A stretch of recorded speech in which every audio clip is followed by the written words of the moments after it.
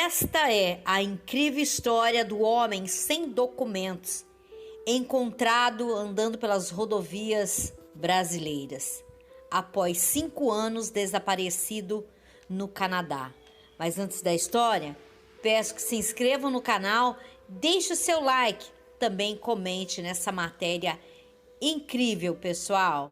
Anton Philippa trabalhou por décadas nas organizações humanitárias de auxílio às pessoas carentes em Vancouver, Montreal e Toronto, de onde ele desapareceu em 2012. Ele morava perto da família, mas por algum motivo ele muda para um bairro distante. O irmão Stefan conta que ele desapareceu deixando para trás documentos, roupas e sua casa. A família imediatamente, quando soube do desaparecimento, informaram a polícia e publicaram fotos na internet. A procura foi muito divulgada no país, mas nenhuma pista e nenhuma notícia. Anton saiu do Canadá sem rumo, andou pelas ruas dos Estados Unidos, passou pelo México, perambulou por cidades e vilarejos, passou pela Guatemala, Costa Rica, Panamá, Colômbia, Venezuela e, por último, ele chegou ao Brasil. Nas suas andanças, ele buscava alimentos em lixeiras e recebia comida quando pedia nas portas das pessoas.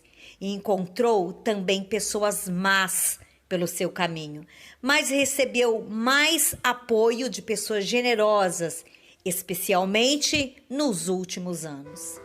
Ele via as pessoas como pessoas que lhe estenderam a mão. Anton virou um andarilho de barbas longas e sofria de esquizofrenia. Aliás, quando ele desapareceu do Canadá, ele estava começando um tratamento para a esquizofrenia. A família de Anton procurava por toda parte, pois a família dizia: é uma morte em vida. Não saber onde a pessoa está. Se a pessoa morreu, se está doente, se está comendo, isso abala muito uma família e abalou a família de Anton.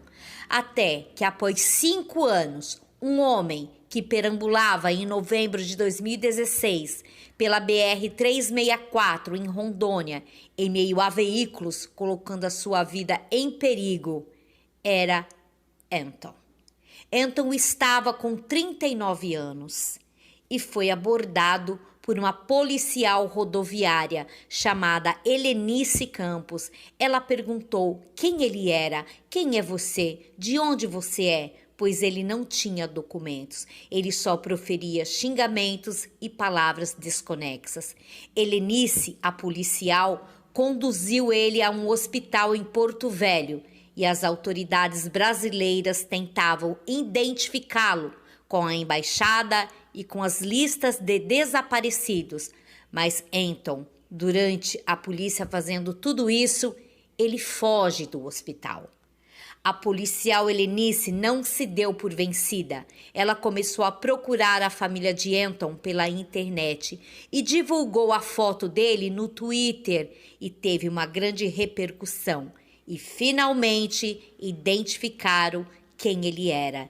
Ele era um cidadão canadense que havia desaparecido em março de 2012 em Toronto, no Canadá. O irmão Stefan e a família recebem a notícia antes do Natal de 2016 que Anton havia sido encontrado a mais de 10.000 quilômetros do Canadá.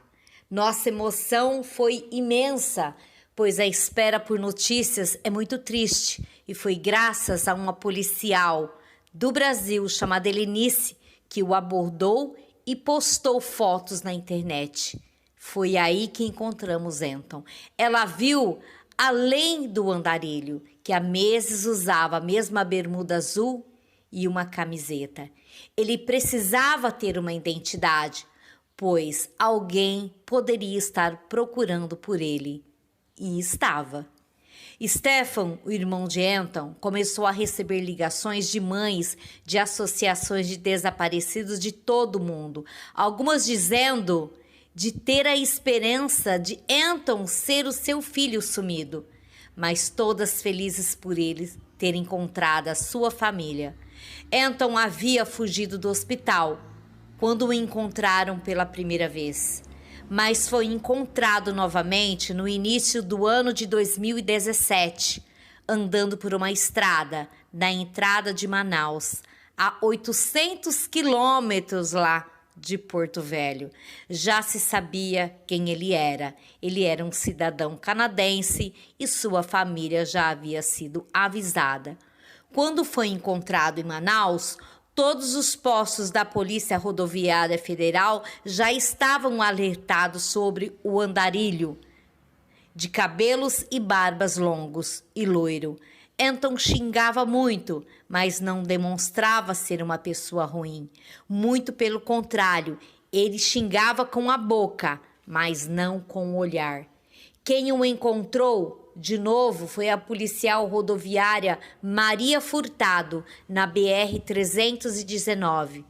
Ela disse para nós: ele não era mais invisível, ele já tinha um nome e endereço. Fiquei muito emocionada de poder ajudar nessa história, porque é raro os andarilhos que fazem o caminho de volta para casa.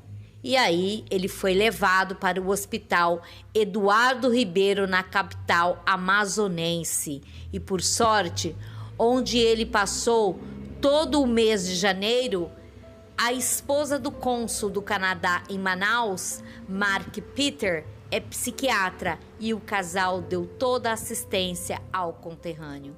Enquanto isso, a família se mobilizava para conseguir o dinheiro para vir buscar Anton no Brasil. Chegou a criar uma conta para arrecadar dinheiro na internet, para bancar custos como as passagens de avião. Enfim, Stefan chegou ao Brasil para buscar o seu irmão Anton em Manaus, de onde partiriam de volta para casa, depois de 5 anos desaparecido. Alguém olhou Anton com simpatia e desenrolou o mistério do desaparecimento dele. Anton é de poucas palavras, mas ele conta: nunca me senti sozinho. Foram anos pensando muito, dormindo ao relento. É muito simples viver. Não precisamos de muitas coisas. Eu tive sorte de estar vivo e poder voltar para casa. Fomos embora do Brasil muito gratos a todas as pessoas que nos ajudaram. E foi uma emoção indescritível poder voltar para casa com o meu irmão. Entre as pessoas que estavam nos aguardando em Toronto, era minha mãe, de 65 anos, e minha filha mais velha, de 15 anos, que sempre foi muito ligada ao tio Anton.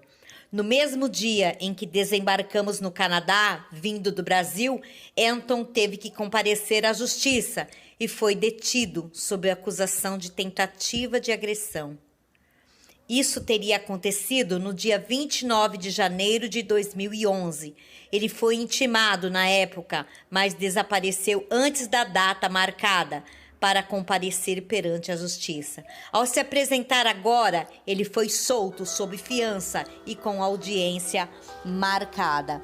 Mas a família respirou aliviada porque Anton finalmente estava em casa. A família agradece a quem pôde olhar Anton com atenção e procurar saber quem é. Ele tinha uma família e ele pôde voltar para casa. Somos gratos pelo resto da vida.